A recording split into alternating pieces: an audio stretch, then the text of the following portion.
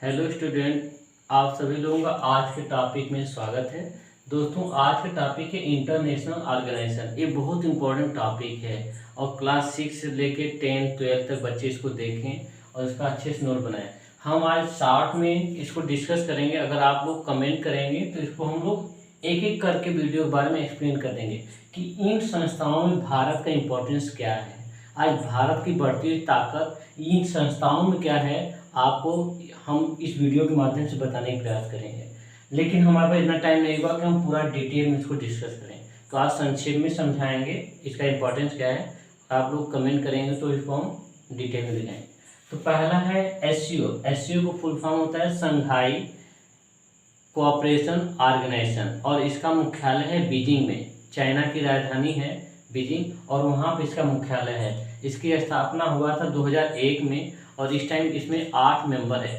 तो दोस्तों, ये समझना है कि भारत इस टाइम दुनिया के मल्टी डायमेंशनल प्लेटफॉर्म पर कैसे अपना प्रतिनिधित्व कर रहा है। इस ऑर्गेनाइजेशन में अमेरिका का कोई रोल नहीं है और अमेरिका इसको अपने चैलेंज के रूप में लेता है। लेकिन वहीं देखें, अमेरिका का एक मित्र राष्ट्र, एकमात्र मित्र राष्ट्र भारत इस संगठन में शामिल है। इसका मतलब है कि भारत का इम्पोर्टेंस अमेरिका और अदर देशों के लिए कितना बढ़ रहा है। तो इसका मुख्यालय आप ध्यान दीजिएगा बीजिंग में है और इसका इस साल अभी हाल में जस्ट 3-4 दिन पहले इसका मीटिंग हुआ था। समरकंद उज्बेकिस्तान है, जो कि मिडल एशिया का एक देश है, चाइना से लगता हुआ उज्बेकिस्तान, उसका राजधानी है समरकंद और समरकंद में ये किया गया था। समरकंद में मीटिंग हुआ था। उसके बाद सेकंड देखते हैं यूनाइटेड नेशन। आप जानते हो यूएन का नाम कई बार आपने सुना होगा और क्लास 10th 9th वाले बच्चे इससे परिचित भी होंगे। यूएन यूनाइटेड नेशन ये दुनिया का सबसे बड़ा और सबसे मजबूत संगठन है। इसकी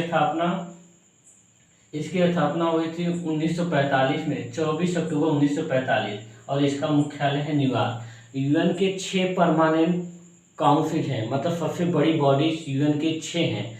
उनमें से हम 2-3 का जिक्र करेंगे। जैसे एक तो है यूनाइटेड नेशन काउंसिल, जो कि उसे कहते हैं कि संयुक्त राष्ट्र महासभा उसका नाम होता है। तो उसमें क्या है कि सभी देशों के रिप्रेजेंटेटिव होते हैं और ग्लोबलाइज इशू पे कोई डिस्कशन होता है। और उसमें एक और संस्था है जिसका नाम है यूनाइटेड नेशन सिक्योरिटी काउंसिल। ये बहुत इंपॉर्टेंट संस्था है दोस्तों। इसमें क्या होते हैं, पाँच परमानेंट मेंबर हैं, जिसमें China, United Kingdom UK, France, Russia और अमेरिका, जो कि वीटो पावर इनके पास होता है। ये दुनिया का कोई भी इशू हो, अगर ये वीटो ले लें तो उसके बाद कोई रिजोल्यूशन पास ही नहीं हो पाएगा।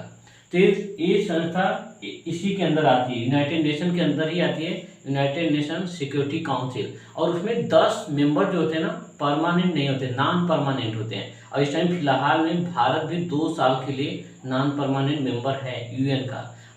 जो नॉन परमानेंट मेंबर होते हैं हर 2 साल के बाद अपना उनका रिकग्निशन होता रहता है, वो बाहर निकलते रहते हैं। लेकिन परमानेंट देश क्या होते हैं, वो हमेशा बने रहते हैं और उनके पास वीटो होता है। वीटो मीन्स होता है एक ऐसी शक्ति जो किसी भी इशू पे ले ले तो उसके बाद कोई रिजोल्यूशन कैंसिल हो जाएगा, कभी पास हो ही नहीं सकता है। और वो केवल 5 देशों के पास है, चाइना, ब्रिटेन, फ्रांस, रसिया और अमेरिका। भारत का भी एंट्री होने की परमानेंट सिक्योरिटी काउंसिल में इशू है, लेकिन अभी भारत अभी एंट्री नहीं कर पाया है। नॉन परमानेंट के रूप में इसमें भारत है 2 साल के लिए। उसके बाद देखेंगे क्वाड दुनिया का एक उभरता हुआ सबसे मजबूत प्लेटफॉर्म है, जो कि चाइना और रसिया के खिलाफ में है। चाइना इसे अपने खिलाफ में लेता है क्वाड को, और इसका कॉन्सेप्ट 2007 में पहली बार शिंजो आबे ने लेकर आया और 2017 में इसे फिर से रीस्टेबलाइज करने का प्रयास किया।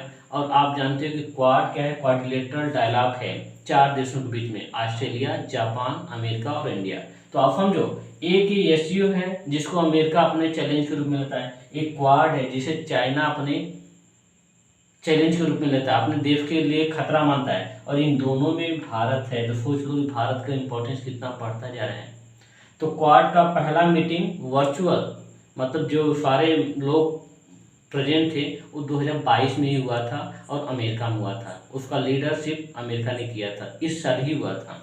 उसके बाद नाटो है, नाटो को स्थापना किया था अमेरिका और एक मिलिट्री अलायंस है रसिया के खिलाफ। इसका स्थापना हुआ था 1949 में और इसकी राजधानी है इसका जो मुख्यालय है ब्रुसेल्स में, बेल्जियम की राजधानी है ब्रुसेल्स और वहाँ पे नाटो का मुख्यालय है। तो आप इसे भी ध्यान दीजिएगा। इसमें 30 मेंबर हैं और नाटो का फुल फॉर्म है नॉर्थ अटलांटिक ट्रीटी ऑर्गेनाइजेशन, मतलब एक मिलिट्री अलायंस है और ये रशिया के खिलाफ अमेरिका ने बनाया था। उसके बाद है WHO स्वास्थ्य के क्षेत्र में, और ये भी यूएन का एक संस्था है। तो 2 यूएन का हमने संस्था बता दिया, एक तीसरा ये बता रहे हैं। WHO है जो वर्ल्ड हेल्थ ऑर्गेनाइजेशन, इसका फुल फॉर्म है और इसकी स्थापना 1948 में हुआ था। इसका मुख्यालय है जिनेवा, स्विट्जरलैंड की एक खूबसूरत शहर है जिनेवा, और वहाँ पे इसकी राजधानी हेडक्वार्टर है। तो दोस्तों आज इतना 5 के बारे में बताया गया, जो कि आज के डेट में इनका रेलिवेंस कहीं ना कहीं बढ़ता जा रहा है, और इनके इन प्लेटफॉर्म पे भारत की बढ़ती हुई ताकत भी भारत को एक अलग नज़रिए से लोग देख रहे हैं। तो आप इसको अच्छे से करिएगा, एक एक टॉपिक को नोट करिएगा, और अगर आप लोग कमेंट करेंगे तो हम एक एक स्पेशली वीडियो बनाएंगे एक एक टॉपिक पे डिटेल में, और बताएंगे कि भारत का दबदबा कैसे बढ़ता जा रहा है। अगर वीडियो अच्छी लगे तो लाइक करें, शेयर करें, सब्सक्राइब करें। Thank you.